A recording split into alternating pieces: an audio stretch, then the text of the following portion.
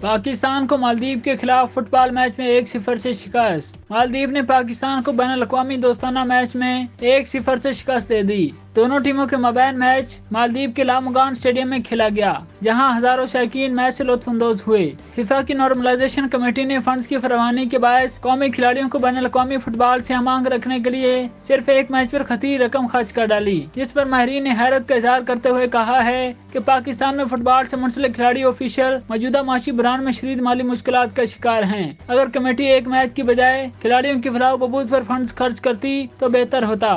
شکست کے باوجود ٹیم کے کوچ شہزاد انور نے ٹیم کی کارکردگی پر اطمینان کا اظہار کرتے ہوئے کہا کہ مالدیپ کو ہمارے کھلاڑیوں کے مقابلے میں انٹرنیشنل فٹ بال کا زیادہ تجربہ ہے۔ اس کے باوجود کھلاڑیوں نے عمدہ کارکردگی دکھاتے ہوئے اپنے سے بہتر حریف کا ڈٹ کر مقابلہ کیا۔ پاکستان کی گزشتہ 4 ماہ کے دوران انٹرنیشنل مقابلوں میں یہ دوسری شکست ہے۔ اس سے قبل ٹیم نے نیپال کا دورہ کیا تھا، جہاں بھی اسے شکست کا سامنا کرنا پڑا تھا۔ مالی میں کھیلے گئے میچ میں میزبان ٹیم کے ابراہیم اسام نے کھیل کے 20ویں منٹ میں گول کر کے اپنی ٹیم کو سبقت دلائی۔ دوسرے ہاف میں دونوں ٹیموں نے گول کرنے کے کئی یقینی مواقع ضائع کیے، جس کے باعث میچ میں مزید کوئی گول سکور نہ ہو سکا۔ پاکستان کی جانب سے اوورسیز کھلاڑیوں کو مواقع ملنے کا سلسلہ مالدیپ کے خلاف بھی جاری رہا۔ ڈنمارک کے عبدالصمد شہزاد اور برطانوی نیاد ہارون حامد نے میچ میں اپنے آباء و اجداد کے ملک کی نمائندگی کی۔ P F F normalization committee کی چیئرمین ہارون ملک کا کہنا تھا کہ رواں برس اکتوبر میں ہونے والے ورلڈ کپ کوالیفائنگ راؤنڈ کی تیاری کے لیے ٹیم سعودی عرب سمیت دیگر ممالک کے خلاف بھی میچز کھیلے گی۔ ہم پی ایف ایف کی آنے والی منتخب باڈی کو مضبوط بنیاد فراہم کر کے جانا چاہتے ہیں۔